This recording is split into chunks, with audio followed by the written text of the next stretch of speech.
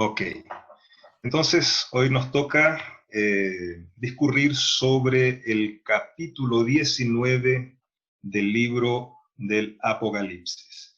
Y como la modalidad ha estado siendo versículo a versículo, iniciaremos leyendo todo el capítulo primero para tener una idea general y después volvemos parte por parte, si necesario, destacando algún versículo, alguna expresión del capítulo. ¿Me parece? ¿Les parece?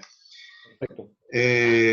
La versión que estoy presentando aquí en el PowerPoint es la Reina Valera de 1995 de las Sociedades Bíblicas Unidas, edición de estudio.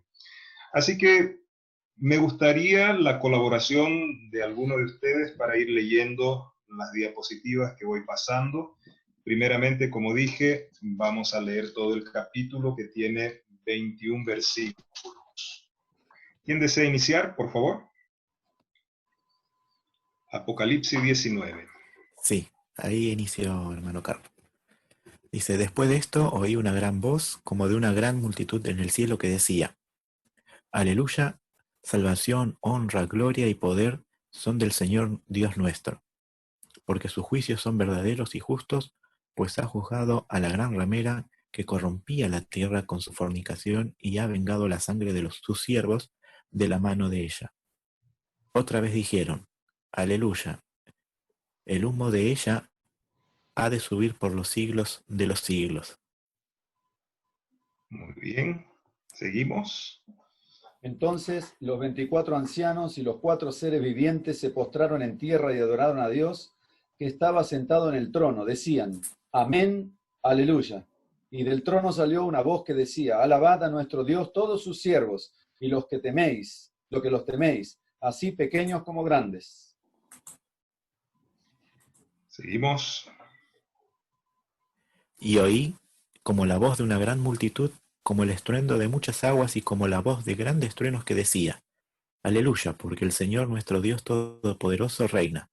Gocémonos, alegrémonos y démosle gloria porque han llegado las bodas del Cordero y de su esposa, y su esposa se ha preparado, y a ella se le ha concedido que se vista de lino fino, limpio y resplandeciente, pues el lino fino significa las acciones justas de los santos.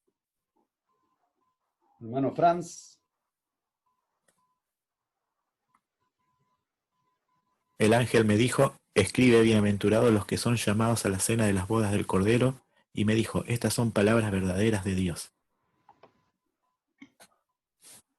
Ahí está Franz, ya tiene algo. Ya, ok, listo. Yo me postré a sus pies para adorarlo, pero él me dijo, mira, no lo hagas. Yo soy consiervo tuyo y de tus hermanos, que mantienen el testimonio de Jesús. Adora a Dios. El testimonio de Jesús es el espíritu de la profecía. Entonces vi el cielo abierto y había un caballo blanco. El que lo montaba se llamaba Fiel y Verdadero, y con justicia juzga y pelea. Sus ojos eran como llama de fuego, en su cabeza tenía muchas diademas y tenía escrito un nombre que ninguno conocía, sino él mismo. Estaba vestido de una ropa teñida en sangre, y su nombre es la Palabra de Dios. Los ejércitos celestiales, vestidos de lino finísimo, blanco y limpio, le seguían en caballos blancos. Milena o Jimena, que pidieron la palabra.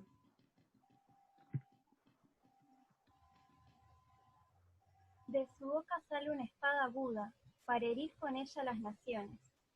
Y él las regirá con vara de hierro, y él pisa el lagar del vino del furor, y de la ira del Dios Todopoderoso.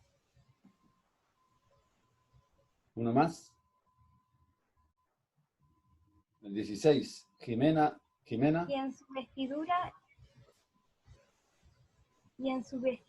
y en su muslo tiene escrito este nombre: Rey de Reyes y Señor de Señores. Muy bien. 3 versículos más. ¿Quién los van a leer, hermano Jorge? Juan Andrés Galán, ¿puede ser que pediste la palabra, Juan? ¿Querías leer? Sí. Adelante. Vi un ángel que estaba de pie en el sol y clamó a gran voz diciendo a todas las aves que vuelan en medio del cielo, venid y congregaos a la gran cena de Dios, para que comáis carnes de reyes y capitanes, y carnes de fuertes, carnes de caballos y de sus jinetes, carnes de todos, libres y esclavos, pequeños y grandes. Ahí va, Gracias, Cecia. Cecia. Cecia termina. Adelante, Cecia. Vi a la bestia y los reyes de la tierra y sus ejércitos, reunidos para guerrear contra el que montaba el caballo y contra su ejército. La bestia fue apresada y con ella el falso profeta que había hecho delante de ella las señales con las cuales había engañado a los que recibieron la marca de la bestia y habían adorado su imagen. Estos dos fueron lanzados vivos dentro de un lago de fuego que arde con azufre. Los demás fueron muertos con la espada que salía de la boca del que montaba el caballo, y todas las aves se saciaron de las carnes de ellos. Muy bien, muchas gracias. Terminamos de leer los 21 versículos del capítulo 19. Este capítulo lo podremos distribuir en tres asuntos generales específicos. Del 1 al 8, alabanzas y gozo en el cielo. Los versículos 8, 9, 10, la cena de las bodas del Cordero. Y los versículos 11 al 21, la victoria del Verbo de Dios. El título del tema de la clase 23 dice la victoria del jinete blanco, ¿no? En realidad, el blanco es el caballo y no el jinete. Después vamos a ver eso. Ya, la victoria del Verbo de Dios. Empecemos entonces con los primeros versículos. Después de esto oí una gran voz como de una gran multitud en el cielo que decía, aleluya, salvación, honra, gloria y poder son del Señor Dios nuestro. Porque sus juicios son verdaderos y justos, pues ha juzgado a la gran ramera que corrompía la tierra con su fornicación y ha vengado la sangre de sus siervos de la mano de ella. Otra vez dijeron, aleluya, el humo por los siglos de los siglos. La expresión después de esto está refiriéndose al capítulo anterior, al capítulo 18, que habla de la destrucción o de la caída de Babilonia. Y podemos ubicar el acontecimiento de estos primeros 8 versículos del capítulo 19 de Apocalipsis luego enseguida de la séptima plaga, pues la séptima plaga que se da poco antes de la venida del Señor es una plaga que se derrama y viene un gran temblor, caen piedras gigantescas y en el capítulo 16, versículo 19 dice, la gran ciudad se dividió en 3 partes y las ciudades de las naciones cayeron. La gran Babilonia vino en memoria delante de Dios para darle el cáliz del vino del ardor de su ira. Entonces, los primeros versículos del capítulo 19 son una expresión de alegría, de alabanza, porque la gran ramera ha sido destruida. Aquel poder religioso que combatió el pueblo de Dios, especialmente la iglesia remanente en los últimos días, aquel poder religioso que está teñido o ebrio de la sangre de los santos y de la sangre de los mártires de Jesús, como está en Apocalipsis 17, versículo 6. Entonces, esta es una expresión de gozo, de alegría. Y la la palabra inspirada en Testimonios para los Ministros, 440, 441. Esta paginación está del CD que hay de los testimonios, ¿ya? Entonces, si alguno quiere después ubicarlo, es esa paginación. Entonces, en este trecho del Testimonios para los Ministros, ubica estos primeros 8 versículos de Apocalipsis 19 en el momento que los redimidos están en el mar de vidrio. ¿Quién desea ayudarnos leyendo este párrafo, por favor? ¿Tenemos algún voluntario? Disculpa, hermano. Que estaba empezando a leer. Hermano. Sí, si hay algún voluntario de los jóvenes, y si no, leemos de aquí. Ahí, David Espinosa, hermano, adelante. Gracias. Gracias, David, disculpa. Bien. Dice, Testimonio para los Ministros, página 440-441. Con invariable fidelidad avanzan revestidos de lino blanco puro, teniendo su pecho ceñido con grinaldas de oro. Y cuando su obra ha terminado, cuando la última redoma de la ira de Dios es derramada, vuelven y colocan esas copas a los pies del Señor. Y se registra la siguiente escena. Después de estas cosas, oí como la voz de una gran compañía y como el ruido de muchas aguas, y como la voz de grandes truenos que decía, aleluya, porque reinó el Señor nuestro Dios Todopoderoso. Amén. Y abajo, cantan el cántico de Moisés y el cántico del Cordero. Noten que el segundo párrafo aquí de esta cita está haciendo alusión al versículo 6 del capítulo 19. Versículo 6 dice, y oí como la voz de una gran multitud, como el estruendo de muchas aguas, y como la voz de grandes truenos que decía, aleluya, en fin. Entonces, este pasaje se da en la alegría, en el júbilo que los redimidos expresan a Dios en el mar de vidrio. ¿Por qué decimos en el mar de vidrio? Porque el capítulo 15 de Apocalipsis, en el versículo 2, nos menciona que fue justamente allí, en el mar de vidrio, cuando los redimidos, especialmente los de la última etapa de la historia de esta tierra, cantan el cántico de Moisés y el cántico del Cordero. Entonces está en ese contexto los primeros versículos aquí de Apocalipsis 19. Preguntas, vayan anotando, después volvemos a estos pensamientos. La palabra aleluya que aparece en la mitad del versículo 1, Apocalipsis 19:1, creo que está de más mencionar, pero pueden anotar, apuntar como curiosidad.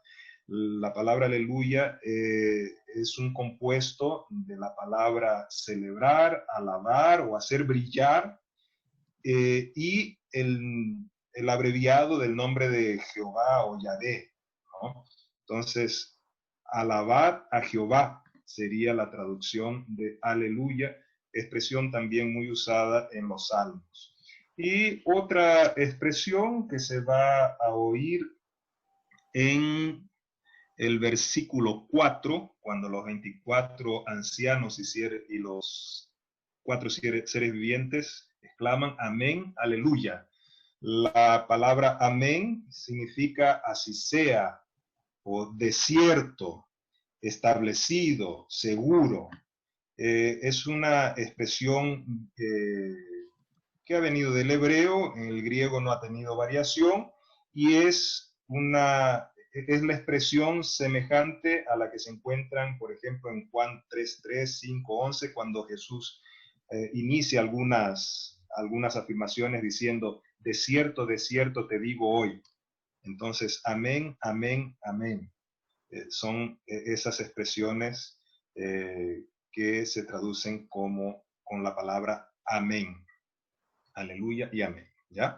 Queda ahí para vuestra curiosidad. Esto lo pueden ver en el comentario bíblico adventista sobre el capítulo 19, versículo 1 de Apocalipsis, también comentario bíblico adventista sobre Mateo capítulo 5, versículo 18. Seguimos.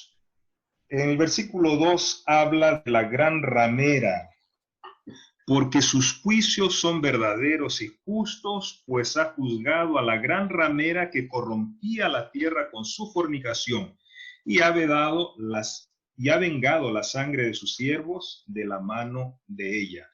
Una clara alusión al capítulo 17, que introduce una mujer que estaba llena con nombres de blasfemia, que tenía vestida de púrpura y escarlata, adornada de oro, piedras preciosas, perlas, y tenía en la mano un cáliz lleno de abominaciones y de la inmundicia de su fornicación. Eso está en capítulo 17, versículo 4. Y el versículo 5 a 6, en su frente tenía un nombre escrito, un misterio, Babilonia, la grande, la madre de las rameras y de las abominaciones de la tierra. Y a la mujer ebria, vi a la mujer ebria de la sangre de los santos y de la sangre de los mártires de Jesús. ¿Ya?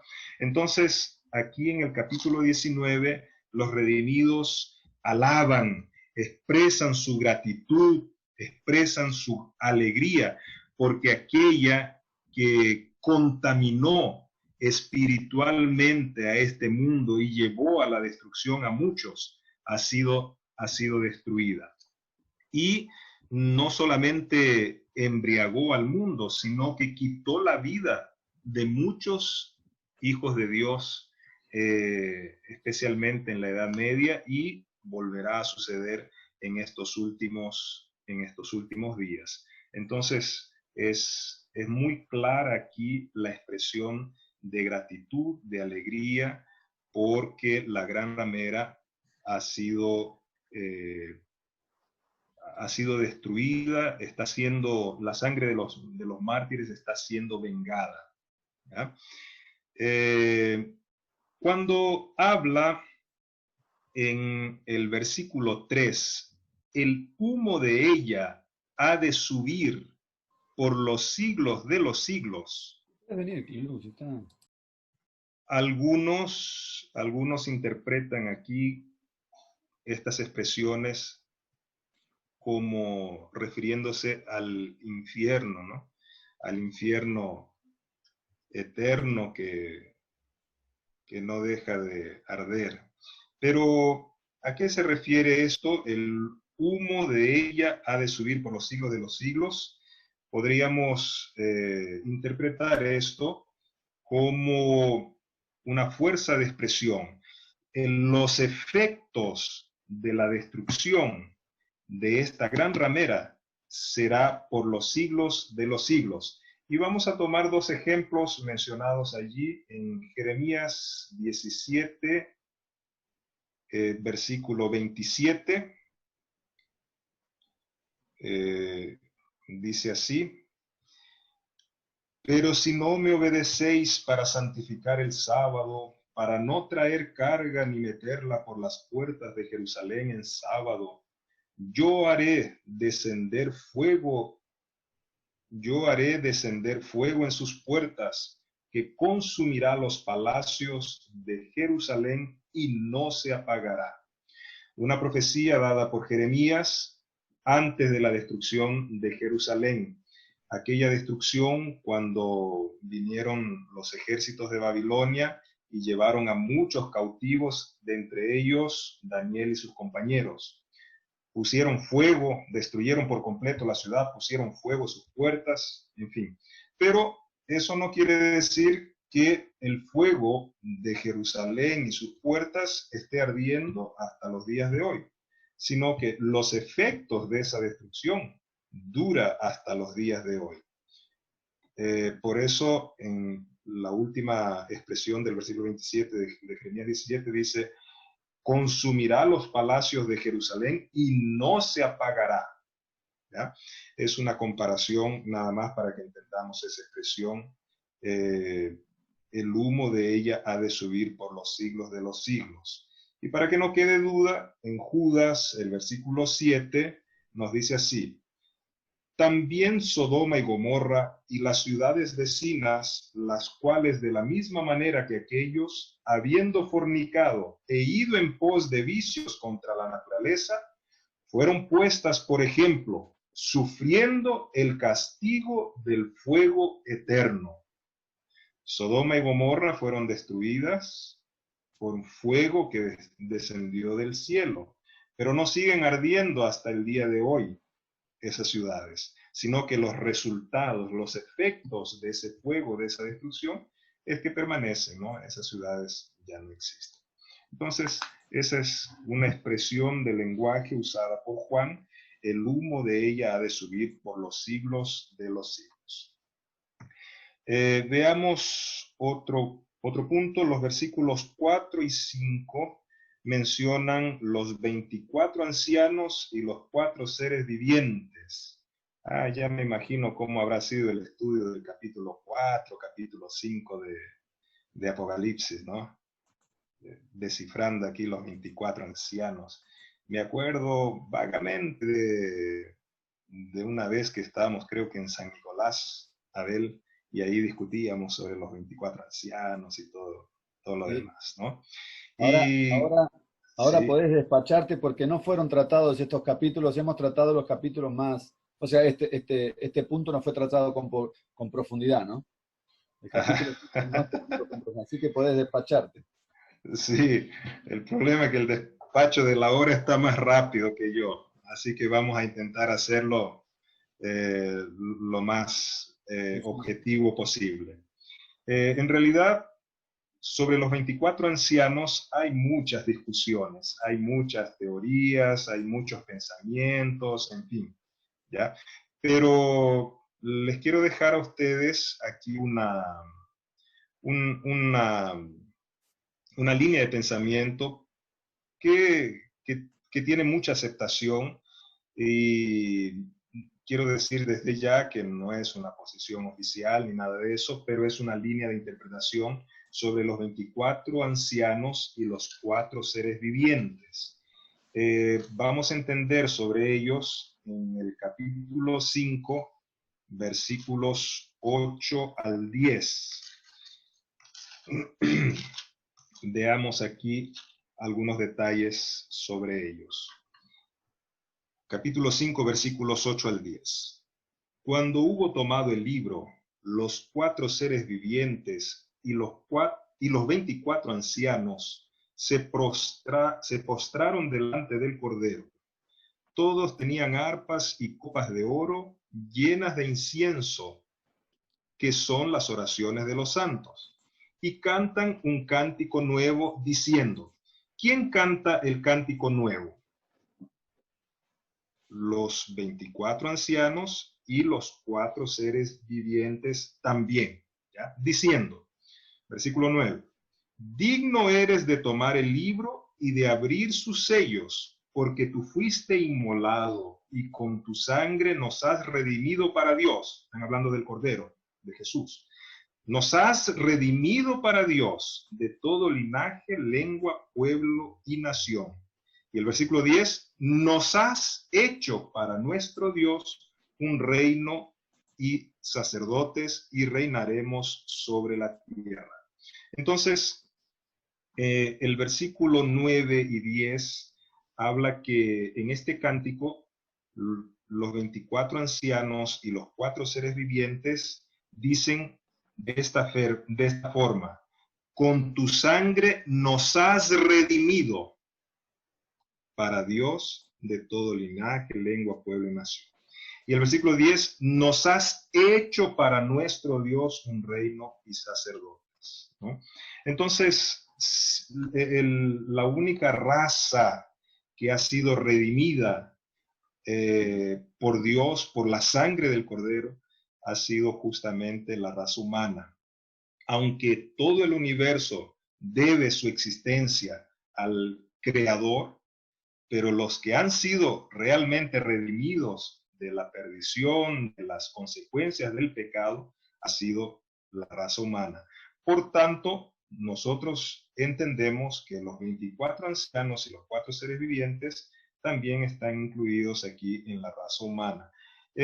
Ya dije al principio que hay muchas líneas de pensamientos y muchas controversias. Por ejemplo, mi traducción dice, nos has redimido para Dios. El versículo 10 dice, nos has hecho nuestro Dios. Pero hay versiones bíblicas que no hablan sobre la conjugación, ¿no? Nos, sino que dice los, y ahí cambia el sentido. Pero la gran mayoría de las versiones bíblicas dicen, nos has redimido para Dios. Entonces sacamos la conclusión que los 24 ancianos, los 4 seres vivientes son de la raza humana redimida. Y si es un grupo así, un grupo selecto, nosotros sabemos a través de las Sagradas Escrituras que de los seres humanos que ya están en el cielo son Enoc, Elías y Moisés. Pero ellos son 3 nada más, y ni sabemos si hacen parte de los 24 ancianos. Pero en Mateo 27, 50 al 53, dice que cuando Jesús resucitó, muchos resucitaron con él y los llevó al cielo como siendo las primicias de su obra redentora, ¿no? Entonces, entendemos que de entre esos muchos están contados los 24 ancianos. Esa es una línea de pensamiento, después alguien puede agregar un poco más.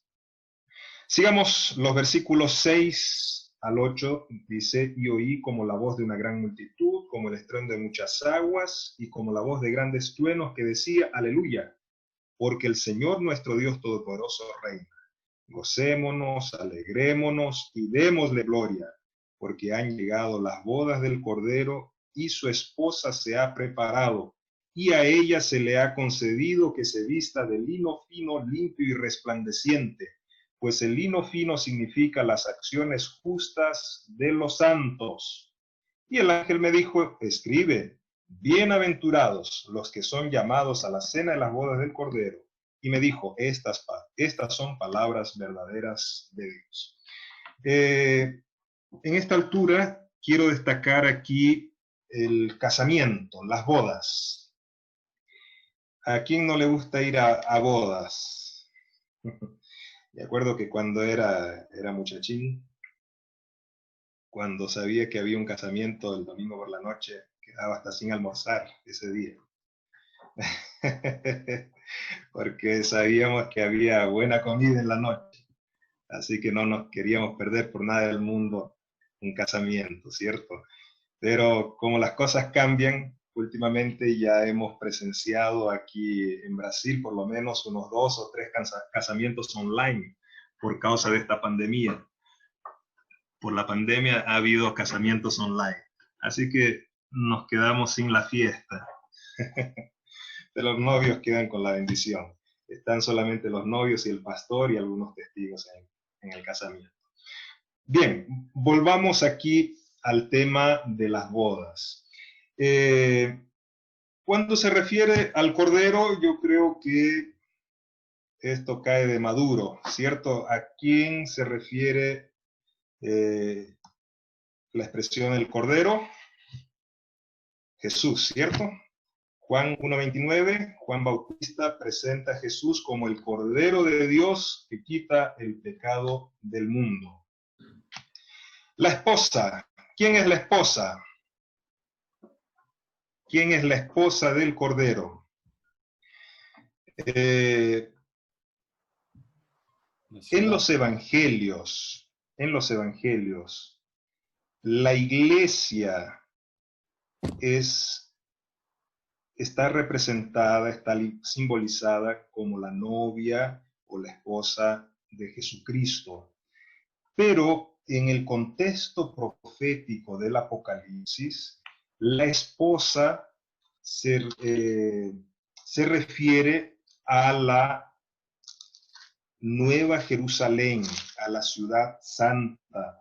Y eso se encuentra en Apocalipsis 21, versículos 9 al 11, que dice así: Entonces vino a mí uno de los 7 ángeles que tenía las 7 copas llenas de las 7 plagas postreras y habló conmigo diciendo, ven acá, te mostraré la desposada, la esposa del Cordero.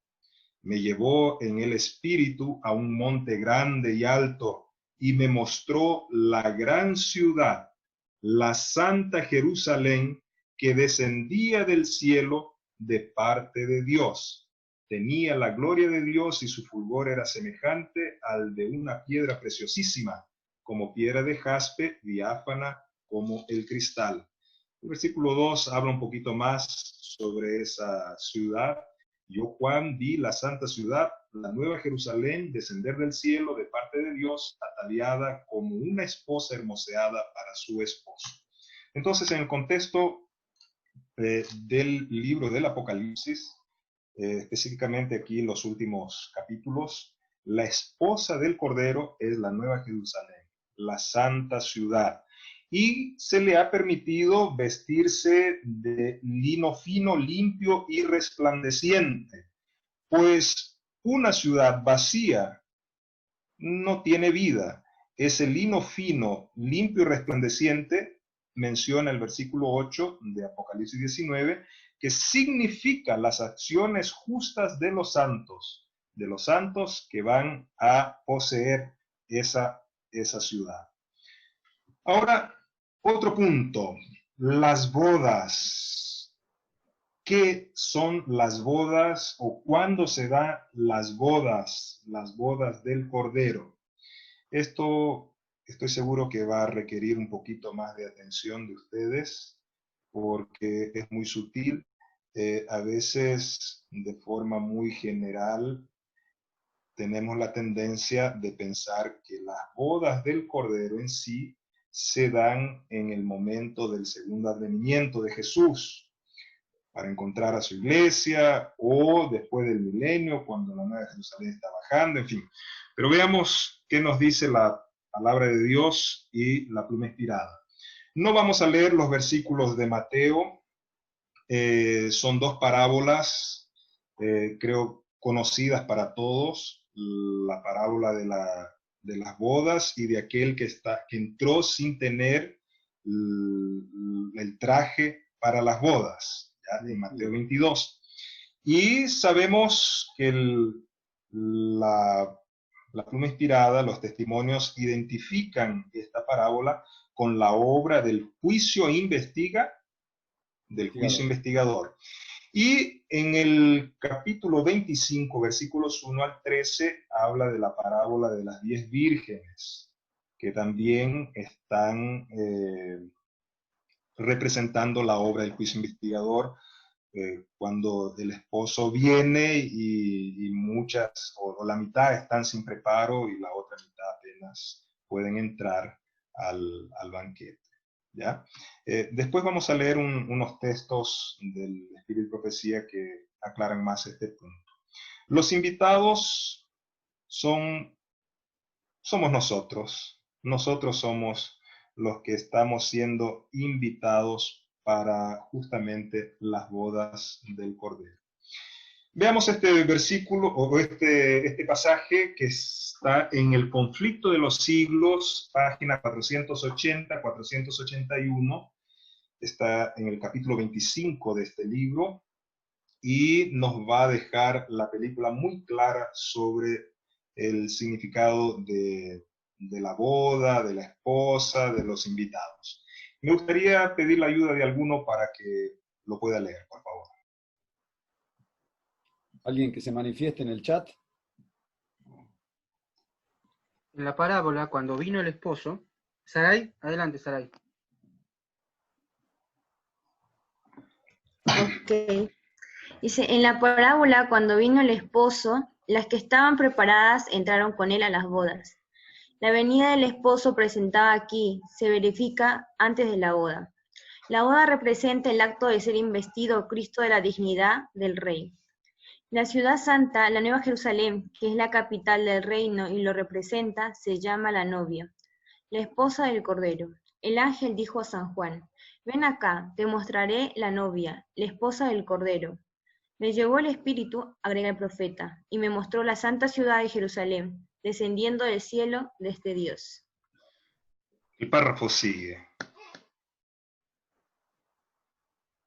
¿Quién desea seguir?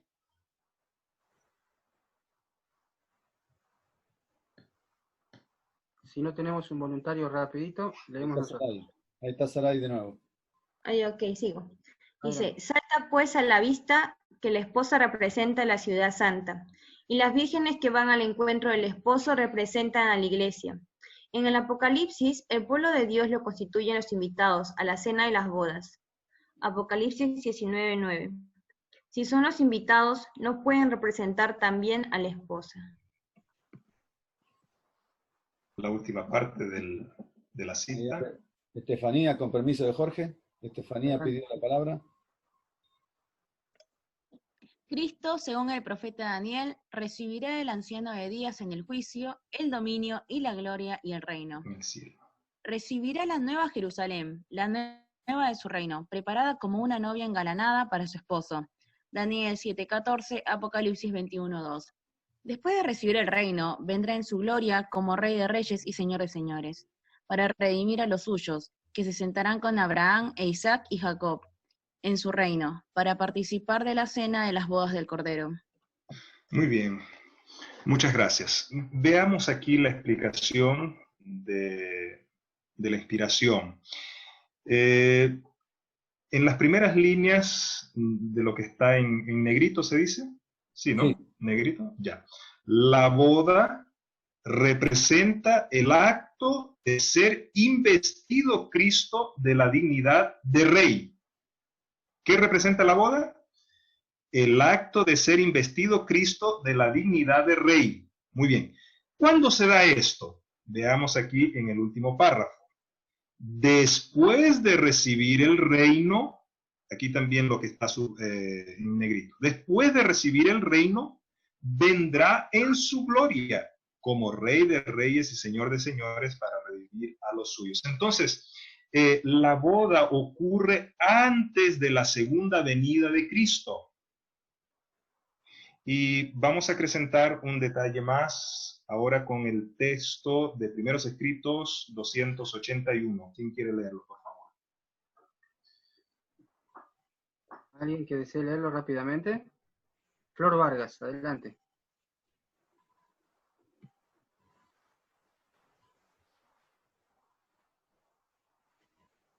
Flor Vargas, ¿te escuchamos? Bien, leemos nosotros. Todos los casos habían sido fallados para vida o para muerte. Mientras Jesús oficiaba en el santuario, había proseguido el juicio de los justos muertos y luego el de los justos vivientes. Cristo, habiendo hecho expiación por su pueblo y habiendo borrado sus pecados, había recibido su reino. Estaba completo el número de los súbditos del reino, y consumado el matrimonio del Cordero. El reino y el poderío fueron dados a Jesús y a los herederos de la salvación. Y Jesús iba a reinar como Rey de Reyes y Señor de Señores. Muy bien, entonces el matrimonio, la boda, se consuma al final del juicio investigador, cuando, podríamos decir así, la lista de los invitados a la cena de las bodas se completa. ¿Qué lista es esa? Los que permanecen con sus nombres escritos, ¿en dónde? En el libro de la vida del Cordero. Entonces, en ese momento, cuando termina la obra de intercesión de Jesús en el santuario celestial, que también termina el juicio investigador, es cuando se consuma el matrimonio del Cordero. Enseguida, Jesús recibe el reino, el poderío, y viene entonces en la figura que vamos a ver en los siguientes versículos del capítulo 19, como Rey de Reyes y Señor de Señores, montado en un caballo blanco con los ejércitos del cielo. ¿Ya? Entonces, aquí ubicamos el momento cuando se dan las bodas, después Jesús viene a buscar a los invitados y llevarlo para la cena de las bodas. ¿Ya? El versículo 10.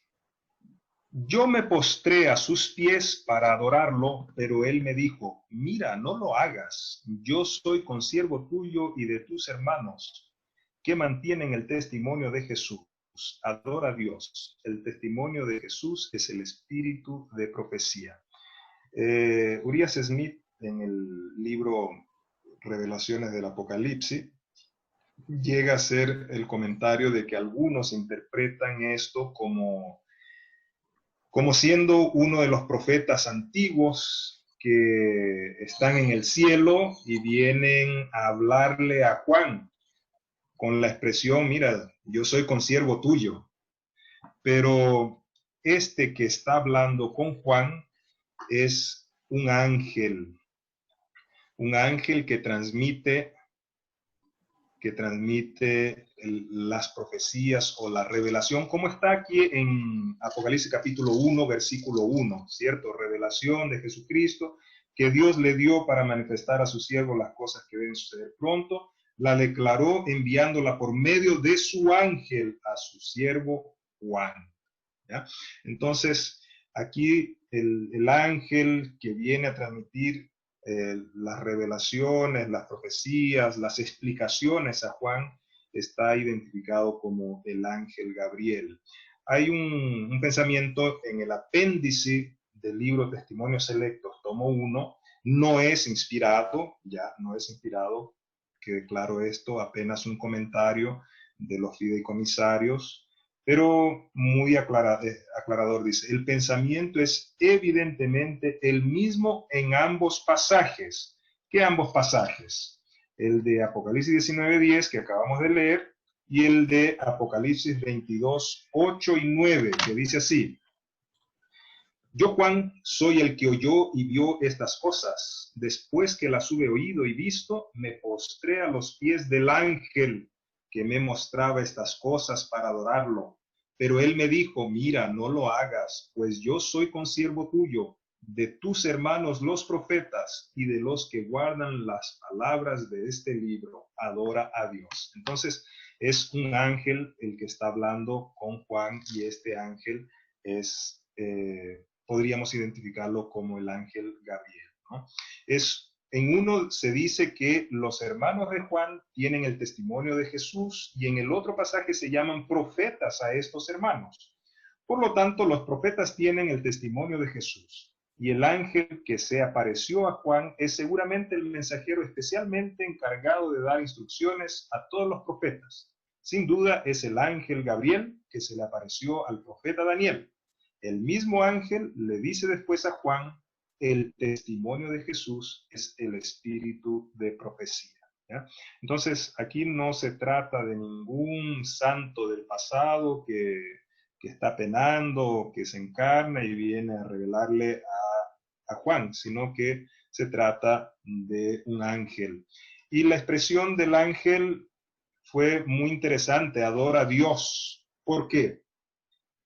Porque a pesar de ser un ángel lleno de poder, un ángel de una naturaleza elevada, si se trata de Gabriel, que ocupó el lugar de Lucifer, de Lucifer ahí en el cielo, ¿no?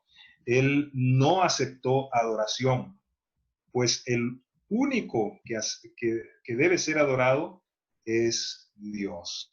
En Hechos 10, 25 al 26 hay un ejemplo, no vamos a leerlo, pero cuando Cornelio ve a Pedro, también se postra para adorarlo y Pedro le dice, no lo hagas, lo toma de la mano y lo levanta, porque un ser humano no debe aceptar adoración.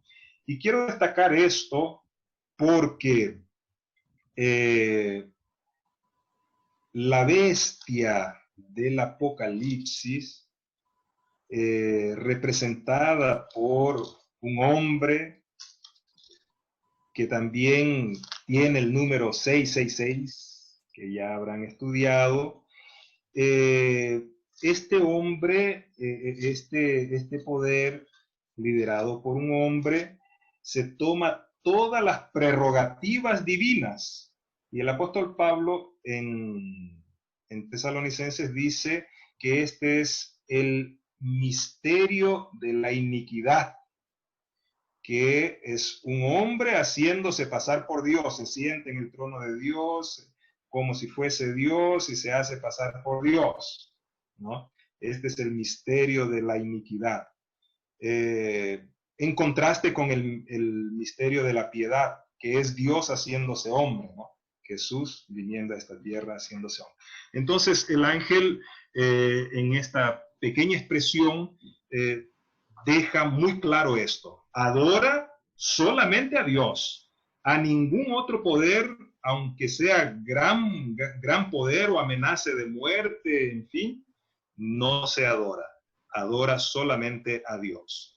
Y la divinidad compuesta por los tres seres, ¿no? El Padre, el Hijo y el Espíritu Santo. En Juan 20, 28 al 29 tenemos el ejemplo de Tomás, que se postra y adora a Jesús, y Jesús acepta su adoración, aunque reprende un poco su incredulidad. En Filipenses capítulo 2, versículos 9 al 11, los últimos versículos incluso dicen que delante de Jesús debe doblarse toda rodilla. Y en Hebreos 1, 6, el Padre diciendo del Hijo, adórenlo todos los ángeles, ¿no? Entonces adora solamente a Dios. Vamos a hablar un poquito sobre el testimonio de Jesús. El testimonio de Jesús. En el propio versículo ya leído dice, el testimonio de Jesús es el espíritu de profecía. No me voy a explayar mucho sobre esto, supongo que en algún momento lo habrán tocado cuando estudiaron el capítulo 12, versículo 27, o capítulo 12, versículo 17 de Apocalipsis, que habla de una de las características de la iglesia de los últimos días, del remanente, es que guardan los mandamientos de Dios y tienen el testimonio de Jesucristo. Muy bien. Pero solamente un repaso breve. El testimonio de Jesús es el espíritu de profecía. Apocalipsis 22, 8 al 9, ya leímos que los profetas son los que transmiten el testimonio de Jesús. En 1 Pedro 1, 10 al 12, dice que el espíritu de Cristo estaba en los profetas y los inspiró a transmitir mensajes de advertencia, de direccionamiento, de crecimiento, de nutrición al pueblo de Dios. Ya dijimos en Apocalipsis 12, 17, la iglesia remanente tiene el testimonio de Jesús, y Oseas capítulo 12, versículo 13, dice que el pueblo de Israel fue libertado de Egipto a través del liderazgo de un profeta, ¿no? Y por un profeta fue dirigido a la tierra prometida. Podemos hacer un paralelo aquí con el pueblo de Israel espiritual de estos últimos días. También tienen el espíritu de profecía, el don del espíritu de profecía, y creemos que ese don fue dado a la hermana White. Y ahora nosotros contamos con los libros que los llamamos los testimonios, ¿no? Entonces, la iglesia de Dios de estos últimos días, además de todos los demás dones del Espíritu mencionado en 1 Corintios capítulo 12, también especialmente tiene el don de profecía, tal cual como fue guiado por un profeta el pueblo de Israel antiguo. El Israel moderno, espiritual, también será guiado en estos últimos y peligrosos días hasta la Canaán celestial por un profeta, a través del trabajo, del ministerio de un profeta.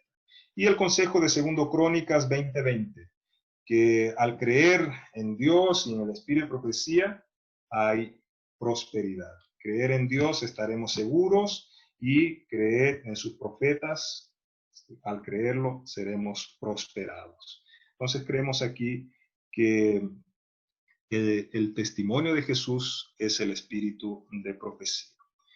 Sigamos, preguntas, vayan anotando ahí por favor, porque el tiempo aquí ya nos está queriendo tragar. Versículos 11 en adelante, la última sección del capítulo 19. Entonces vi el cielo abierto y había un caballo blanco. El que lo montaba se llamaba Fiel y Verdadero, y con justicia juzga y pelea. Sus ojos eran como llama de fuego, en su cabeza tenía muchas diademas y tenía escrito un nombre que ninguno conocía sino él mismo. Estaba vestido de una ropa teñida en sangre y su nombre es la Palabra de Dios. Los ejércitos celestiales, vestidos de lino finísimo, blanco y limpio, lo seguían en caballos blancos. De su boca sale una espada aguda para herir con ella las naciones, y él las regirá con vara de hierro. Él pisa el lagar del vino del furor y de la ira del Dios Todopoderoso. En su vestidura y en su muslo tiene escrito este nombre: Rey de Reyes y Señor de Señores. Veamos, caballos. Nos vamos a ahorrar la lectura de algunos versículos, pero están ahí en la pantalla para que ustedes puedan registrarlo. Caballos son símbolo de guerras y no es diferente aquí en Apocalipsis 19 a partir del versículo 11. Claramente el jinete que está sentado en un caballo blanco viene con un ejército también en caballos y viene para guerrear, viene con ese intuito, guerrear. Vamos a ver más adelante contra la bestia y los reyes de la tierra y sus ejércitos. Blanco es una ilustración de pureza y de justicia. Duda, características innegables de Jesús. Hablemos un poquito del jinete. Por las características mencionadas aquí en los versículos leídos, el jinete es el mismo que Juan vio al principio de la revelación. Cuando hablo del principio de la revelación, en los primeros capítulos de Apocalipsis, Juan estaba acostumbrado a ver a Jesús aquí en su ministerio terrenal, un hombre de dolores, un hombre como cualquier otro. Finalmente vio a Jesús colgado en la cruz, ensangrentado, aparentemente indefenso, ¿no? Vulnerable. Ayudó a bajar el cuerpo de Jesús, y aunque lo vio después de la resurrección, se admiró cuando recibió la revelación del Apocalipsis, porque vio a Jesús en toda su gloria, como dice en el capítulo 1, andando entre los 7 candeleros, ¿no? Candeleros de oro, y describe a Jesús de una forma impresionante, con ojos como llama de fuego, con sus pies como bronce bruñido. Aquí también se agregan muchas diademas. También habla de que de su boca sale una espada aguda, y aquí agrega algunos elementos más. Fiel y verdadero, porque son otros atributos del propio Jesús. Ahí ustedes pueden ver los versículos que abonan la interpretación de estos atributos. Ojos como llama de fuego, porque a la vista de Jesús nada está oculto. En Salmo 139 dice que la oscuridad de la medianoche son para Dios como el mediodía.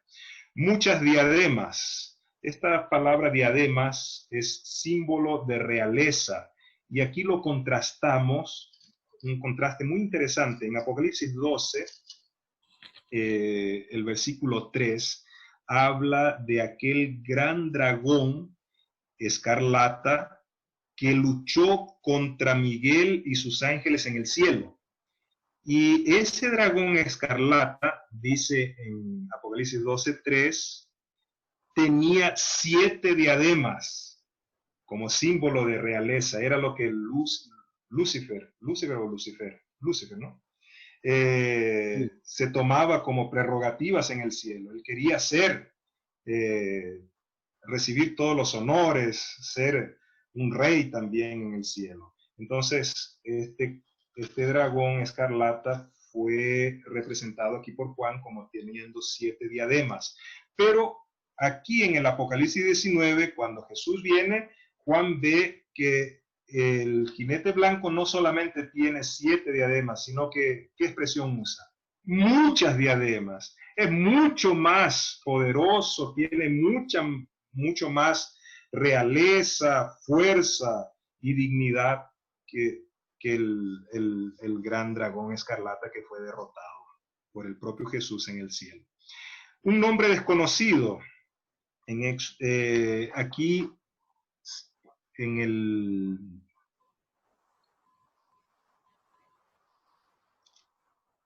el capítulo 19, versículo 12 dice, y tenía escrito un nombre que ninguno conocía sino él mismo. Algo interesante, no sé si da para distinguir allí, pero hay algunas líneas que están con color diferentes. Aquí Sí, son 4 líneas con color se diferente. distingue, se distingue. Exactamente. Entonces, en el versículo 12 dice, y tenía escrito un nombre que ninguno conocía sino él mismo. Pero sin embargo, en el versículo 11 dice, y el que lo monta se llama fiel y verdadero. Ya da un nombre, se llama fiel y verdadero. Después, en el versículo 13 dice, estaba vestido de una ropa teñida en sangre y su nombre es la palabra de Dios. Y más al final de este pasaje, el versículo 16 dice, en su vestidura y en su muslo tiene escrito este nombre, Rey de Reyes y Señor de Señores. Entonces, por 3 ocasiones habla de los nombres de Jesús, pero en el versículo 12, entonces dice un nombre que ninguno conocía. Es que el nombre de Jesús, en realidad el nombre de Jesús, en algunas circunstancias poco importa. Lo que más importa es su obra, su carácter, su poder. Y pusimos aquí como ejemplo el encuentro de Dios. La pluma inspirada dice que era el propio Jesucristo ahí en el monte Horeb, cuando se encuentra con Moisés y lo manda a Egipto para libertar a su pueblo. Y Moisés dice, ya me van a preguntar quién es el que me envió. Allá en Egipto tienen muchos dioses. ¿Y cuál fue la respuesta de Jesús, de Dios? Yo soy el que soy. Diles que el que soy te mandó. Entonces, poca importancia se le da. Esa es una forma de interpretar esta expresión. Tiene un nombre que ninguno conocía sino él mismo. La otra forma de interpretar esta expresión es a través del texto de Isaías 28-21, que dice que la obra de destrucción, la obra de castigar, de dar muerte, para Dios es una obra extraña, es una obra así un tanto desconocida, que no se complace en esto. Entonces, esta obra de venir a destruir es una extraña obra. Por eso lo menciona aquí, que tenía escrito un nombre que ninguno conocía sino él mismo. Muy bien, ahí están algunas expresiones de las características de este jinete. La palabra de Dios, o en algunas traducciones dice el verbo de Dios.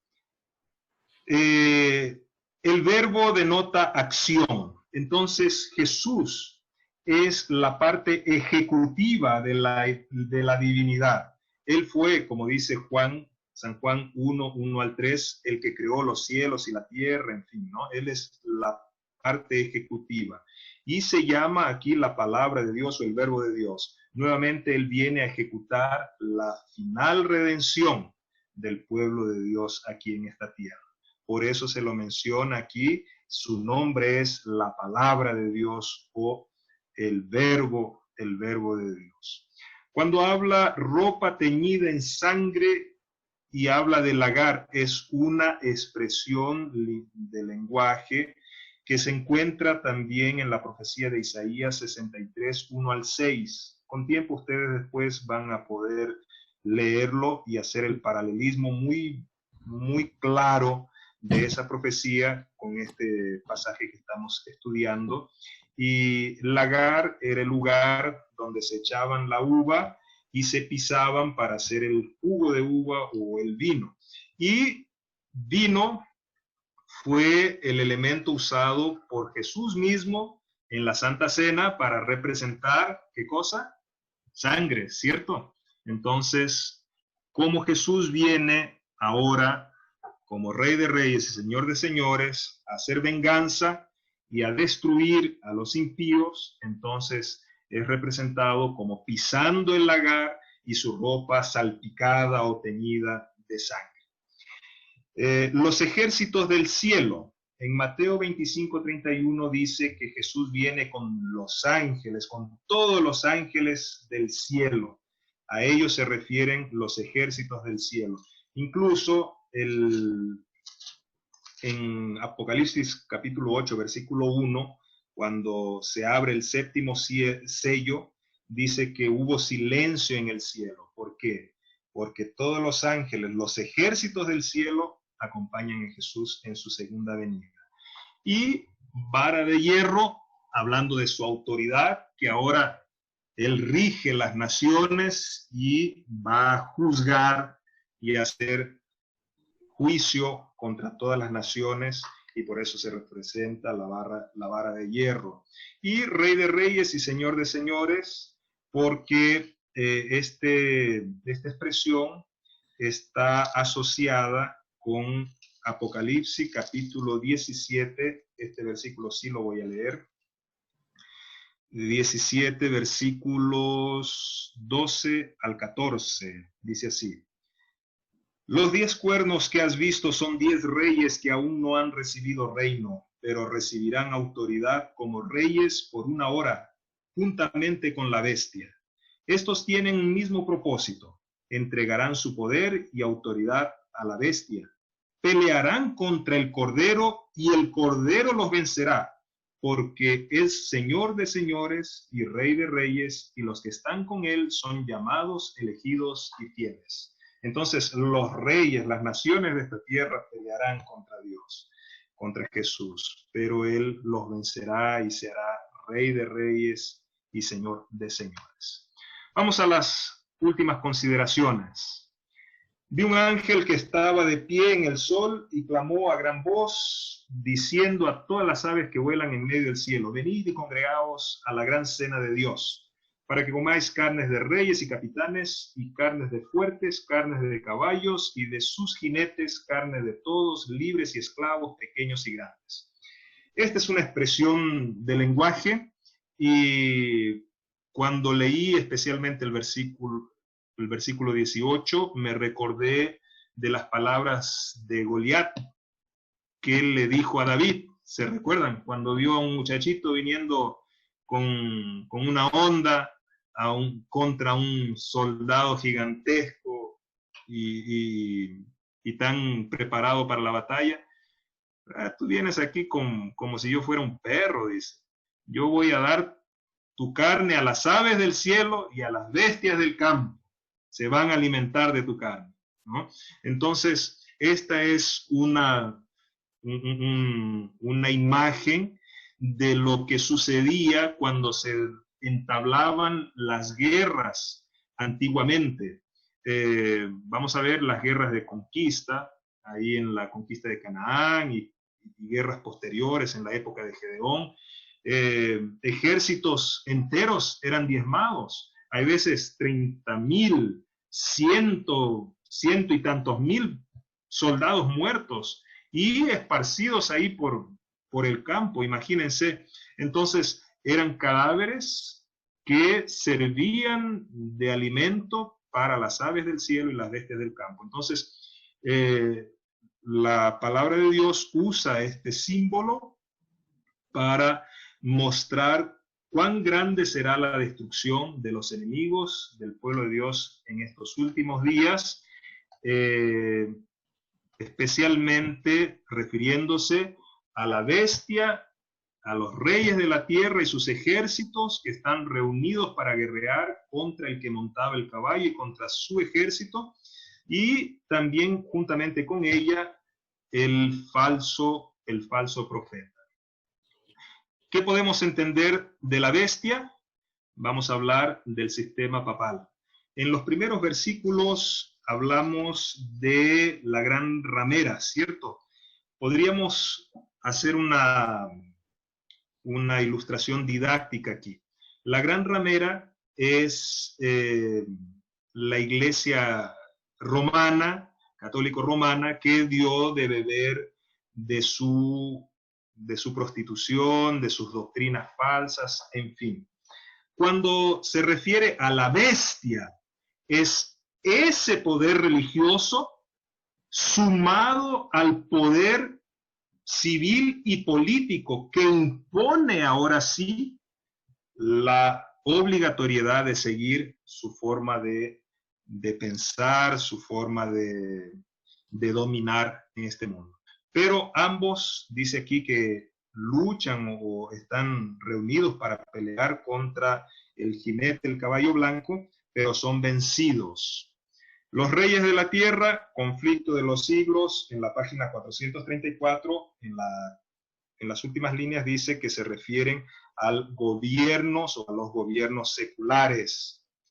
El falso profeta, eventos de los últimos días, 135, habla del protestantismo que está asociado en una triple unión con el catolicismo, ¿no?, el poder romano, y con el espiritismo. Entonces, ese es identificado como el falso profeta. Y todos ellos son reunidos para la batalla. Podríamos aquí hacer alusión a Apocalipsis 16, 12 al 16, que es la sexta plaga, que habla de la gran reunión para el Armagedón contra Dios en la persona de su pueblo. Pero ocurre lo siguiente. En los últimos versículos ya dice que Juan vio que la bestia, los reyes de la tierra y también el falso profeta, estos fueron lanzados vivos dentro de un lago de fuego que arde con azufre. ¿Ya? Fueron lanzados en un lago de fuego. Nosotros comúnmente entendemos que habrá un lago de fuego después del milenio para destruir finalmente los impíos, darle la segunda muerte y así purificar la tierra. Pero en la segunda venida de Jesús, también entendemos que hay un lago de fuego, tal vez no tan generalizado como después del milenio, pero hay también un lago de fuego. En 2 Pedro capítulo 3, versículos 10 al 12, no vamos a leer, sino que es un texto conocido, dice que en la segunda venida de Jesús, los elementos ardiendo se fundirán. Entonces, es con este fuego que son destruidos estos que se regimentaron para la batalla contra Dios. Podemos confirmar eso en Maranata 2:9-6. Y los demás, mencionados en el último versículo, los demás fueron muertos con la espada que salía de la boca del que montaba el caballo, y todas las aves se saciaron de las carnes de ellos. ¿Quiénes son estos los demás? Son aquellos que no están inscritos en el libro de la vida del Cordero. Estos, como dice en 2 Tesalonicenses, el apóstol Pablo, dice que serán muertos, estos impíos serán muertos con el soplo, con el aliento que sale de la boca del Señor. Estos son los demás. Muy bien, creo que llegamos a